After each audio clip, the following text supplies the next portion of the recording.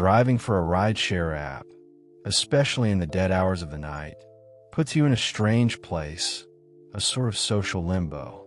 You are there, trapped in a capsule of metal and glass, close enough to hear a stranger's breathing and everything they have to say, but at the same time, far enough away not to be a real part of their life.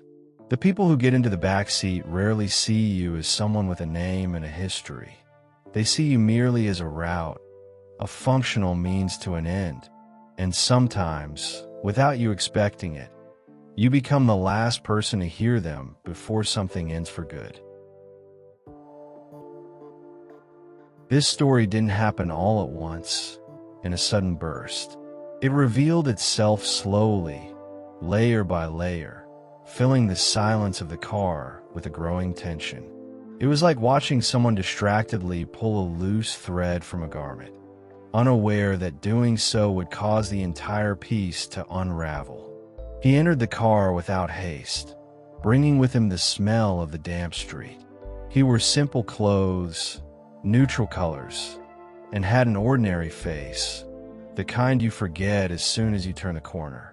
There was nothing about him that drew attention at first glance, but as he settled in and the car began to move, I realized something was wrong.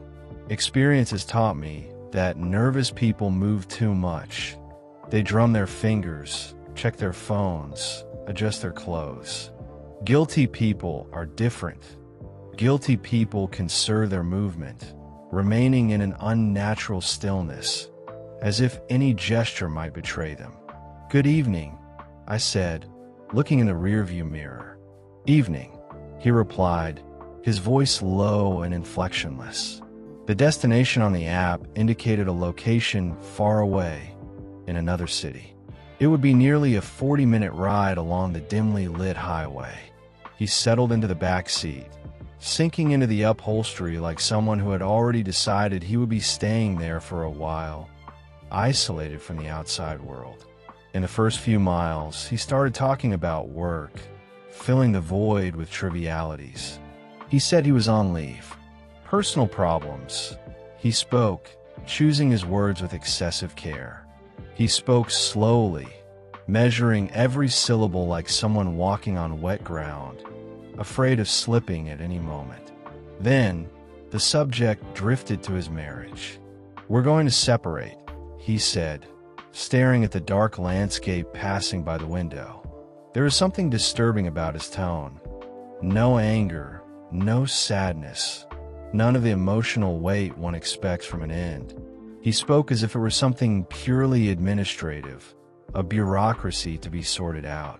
Nothing there seemed serious on the surface, but the coldness made it all seem rehearsed, a script memorized to convince himself. At one point, as the car cut through the low fog of the road, he commented, almost to himself, "Funny how one wrong decision pulls others along." That didn't sound like a spontaneous vent. It sounded like a logical conclusion he had reached after hours of mental calculation. Noticing the traffic ahead, I asked if he wanted me to change the route to save time. He refused promptly. "Today I prefer to take the longer way," he said, and I felt he wasn't just talking about the GPS route. From there on, the narrative shifted. He started talking about another person, not his wife, but a woman he met at work. It wasn't love, he made a point of saying, with a defensive emphasis, but experience from the front seat tells me that whenever someone feels the need to categorically state it wasn't love, it's because, deep down, it was exactly that. He recounted that the affair started small, harmless. Hallway conversations, casual lunches, messages exchanged after hours that made his phone vibrate in his pocket like a secret. He said he felt needed in that dynamic. "She looked at me as if I solved something," he said, and there was a hint of wounded pride in that memory. The mistress was younger, and she was sick. Here, the story changed weight. The air inside the car seemed to grow denser. He spoke of her illness with the same casualness one speaks of the weather or traffic. "Cancer. Advanced." He said she didn't tell anyone, keeping the pain just between the two of them. I asked her to tell people, he said, trying to justify himself. But soon after, in a moment of brutal honesty, he admitted he asked quietly, almost whispering, internally hoping she wouldn't actually tell, so their secret wouldn't become a public problem. Gradually, as I listened to that monologue, I realized he wasn't helping the woman. He was managing the situation. He paid for doctors, chose appointment times, strictly controlled who could know. It was to protect, he said. But every time the word protect left his mouth, the context mentioned his wife, never the sick woman who needed support. He started using a strange word to refer to it all: situation. It dehumanized the drama, turning people into logistical problems. The situation got out of control, he would say, shaking his head, as if it were something external, a storm or an accident, and not a consequence of his choices. When he reached the final part of the account, the story's coherence began to glitch. The calm rhythm gave way to nervous repetitions and immediate corrections. She called me late, he said first. Then, he corrected quickly. No, it was a message. He said she was weak, that she was alone in that apartment. He said they argued. He said he went out to breathe, to escape the pressure of that sick room. Here, he stopped using the pronoun she completely.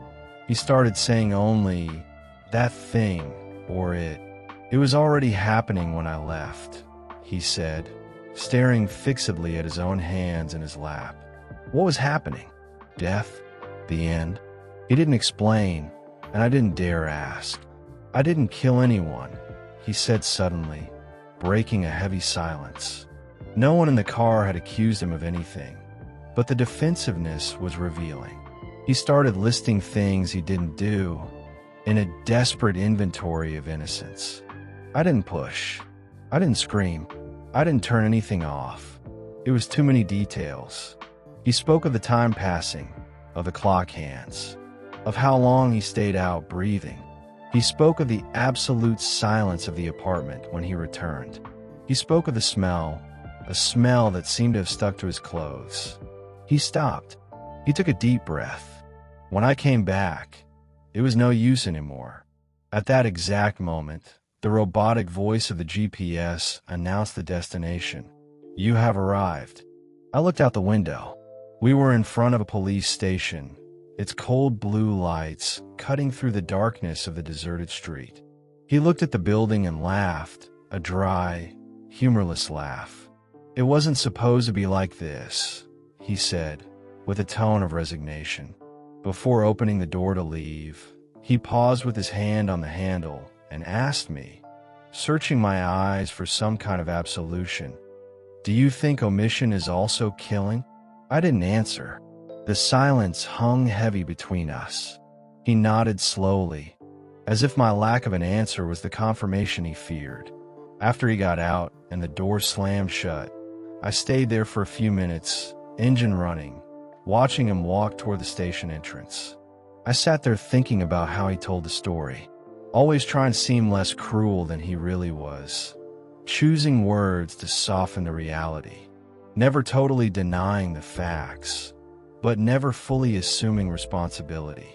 Some people, I realized that night, don't run from the crime itself. They run from the version of themselves that the crime reveals.